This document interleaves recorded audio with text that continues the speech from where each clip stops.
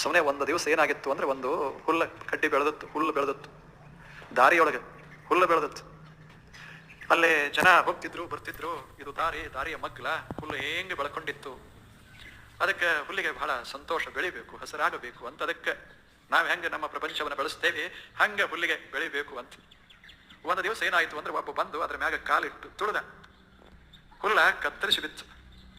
ಆದ್ರೆ ಮರುದಿವಸ ಮತ್ತೆ ಚಿಗುರೊಡಕ್ಕೆ ಶುರುವಾಯ್ತು. ಆ ಬಳಿಕ ಇನ್ನೊಂದು ದಿವಸ ಮತ್ತೊಬ್ಬ ಬಂದ, ಅದನ್ನ ತುಳಿದ, ಹಾಳು ಮಾಡಿದ, ಹೋದ, ಮತ್ತು ನಾಶ ಆಯ್ತು.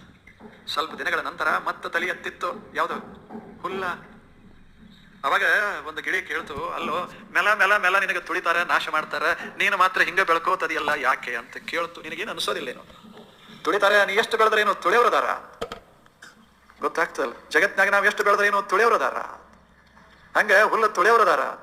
ಅವಾಗ ಹುಲ್ಲು ಹೇಳ್ತು, ನನಗೆ ಎಂಥ ಉತ್ಸಾಹದ ಬೆಳಿಬೇಕು ಅಂದ್ರೆ ಬೇಕಾದಷ್ಟು ತುಳಿಲಿ ಮತ್ತು ಬೆಳಿತೀನಿ ಅಂತ.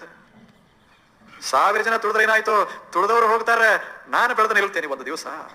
ಬೆಳೆಯುವ ಸಾಮರ್ಥ್ಯನೇ ಒಳಗಿರುವಾಗ why should I worry about being trodden by these people? ಯಾಕೆ ನಾನು ವಿಚಾರ ಮಾಡಬೇಕು? ನಾನು ಬೆಳೆಯೋದು ಬಹಳ ಮಹತ್ವದ್ದು. ಎಲ್ಲವೂ ಬೀಳ್ತಾವ, ಮನುಷ್ಯನು ಹೋಗ್ತಾನೆ. ಮನುಷ್ಯ ಬರೋಕ್ಕಿಂತ ಮೊದಲೇ ನಾ ಇದ್ದೆ, ಮುಂದೂ ಇರ್ತೇನೆ, ಬೆಳಕೋತಿರ್ತೇನೆ. ಅವನನ್ನ ಬೈಯೋದಿಲ್ಲ, ನೋಡ್ಲಿ. ನನ್ನ ಸಾಮರ್ಥ್ಯ ಹೆಚ್ಚೋ ಅವನ ಸಾಮರ್ಥ್ಯ ಹೆಚ್ಚೋ ನೋಡ್ಲಿ.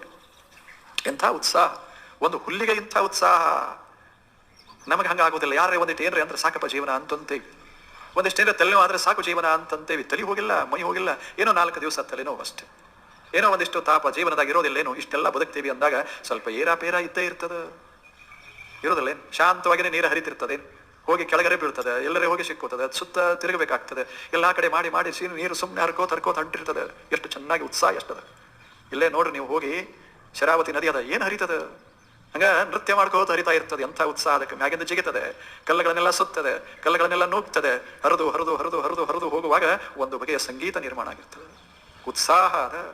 ಹಂಗ ಜೀವನದ ನದಿ ಸ್ವಲ್ಪ ಏಳ್ತದೆ, ಬೀಳ್ತದೆ, ಎಲ್ಲ ನಡೀತದೆ. ಒಮ್ಮೆ ಕೆಳಗೆ ಬೀಳ್ತದೆ, ಒಮ್ಮೆ ಅಡ್ಡ ಹೋಗ್ತದೆ, ಎಲ್ಲ ಆಗ್ತದೆ. ಆದ್ರೆ ಹರಿಯುವ ರೀತಿ ತಪ್ಪಿರಬಾರದು, ಹರಿಯುವ ಕ್ರಮ ತಪ್ಪಿರಬಾರದು. ಹರಿಬೇಕು, ಜೀವನ ಹರಿಬೇಕು. Let me live 100 years, not a day less.